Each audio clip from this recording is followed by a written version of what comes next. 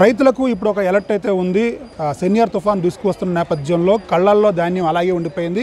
కొన్ని చోట్ల నూర్పులు అయినప్పటికీ కూడా ధాన్యం అంతా కూడా ఆరబోసుకున్న నేపథ్యం. సో రైతులు ఉత్తరాంధ్ర జిల్లాలో మనం చూసుకుంటే కనుక అటు శ్రీకాకుళం నుంచి ఇటు అరకు ప్రాంతాలకు కూడా మొత్తం ప్యాడీ అనేది ఎక్కువగా అంటే వరి ఎక్కువగా ఉంటుంది. ఆ నేపథ్యంలో ఏమైనా జాగ్రత్తలు ఉన్నాయా అని చెప్పి మనతో పాటు రైతులు మనతో పాటు ఉన్నారు.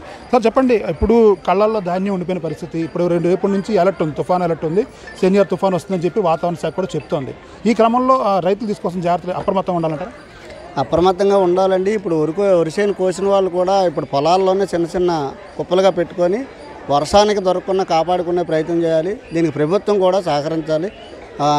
ఈ వ్యవసాయ శాఖ వాళ్ళందరినీ అలర్ట్ చేసి రైతులకి ఎప్పటికప్పుడు సమాచారాన్ని అందించి ఫస్ట్ నష్టం జరగకుండా రైతులను అయితే ఇటుపక్క నుంచి కాపాడే ప్రయత్నం చేయాలి. అలాగే వర్షం పడితే ధాన్యం ఎక్కువగా ఉంటాయి కాబట్టి కొనుగోలు కేంద్రాలు కూడా పెంచి గిట్టుబాటు ధరనిచ్చి రైతులు కాపాడితే ప్రభుత్వం మంచిదని మేము అనుకుంటున్నాం. ఇప్పుడు రైతు జాతులు తీసుకునే నేపథ్యం ఏంటి అంటే, ఇప్పుడు ఒకసారి కానీ వర్షం పడితే రంగు కూడా మారిపోతుంది, దాన్ని ఎవరు కొనే పరిస్థితి కూడా ఉంది.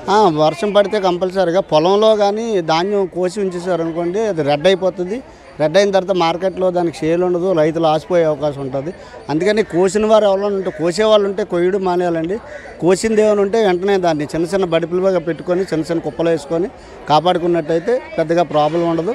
కొన్ని తర్పాలు వాడుకొని చేసుకోవాలి. తగు జాగ్రత్తలు రైతులు కూడా తీసుకున్నట్టయితే దీనివల్ల పెద్ద మనం కొద్దిగా ఆర్థికంగా ఇబ్బంది పడకుండా బయటపడే అవకాశం అయితే ఉంటుందండి. మనకి ఎక్కువగా ఉమ్మడి శ్రీకాకుళం జిల్లా, ఉమ్మడి విజయనగరం జిల్లాల్లో క్రాప్ ఎక్కువగా ఉంటుంది ఎక్కువగా మనకి. సో అరకు ప్రాంతాల్లో కూడా మ్యాక్సిమం అంతా కూడా పొడి వ్యవసాయం కింద ఇచ్చేస్తున్నారు. సో మొత్తం ఎన్ని హెక్టార్ల వరకు ఇది జాతులు తీసుకోవాలంటారు? సుమారుగా విజయనగరం, శ్రీకాకుళం, విశాఖపట్నం అంటే 1,00,000 నుంచి 1,50,000 హెక్టార్లు వరి ఉంటుందండి. మెయిన్గా శ్రీకాకుళం జిల్లా ఎక్కువ ఉంటుంది, 2 విశాఖపట్నం, 3 విజయనగరం అండి. మండ్యం జిల్లాలో అనేసరికి పోడు వ్యవసాయం కాబట్టి వర్షంతో పెద్ద ఎఫెక్ట్ ఏమి ఉండదండి. ఉన్నకాడ కొద్దిగా కాబట్టి దాన్ని వర్షం చూసుకొని వాళ్ళు చేసుకోవడం అయితే జరుగుతుంది. భారీ యాజమాన్య పద్ధతిలో చేసి శ్రీకాకుళం జిల్లా, విశాఖపట్నం, విజయనగరం అయితే మాత్రం తగు జాగ్రత్తలు తీసుకోవడం అనేది మంచిదండి. కొయ్యని వారు ఎవరో కూడా వాతావరణ మార్పులు చెప్పే వరకు వరిసే అనేది కొయ్యడం మానేయడం చాలా మంచిదని నేను భావిస్తాను.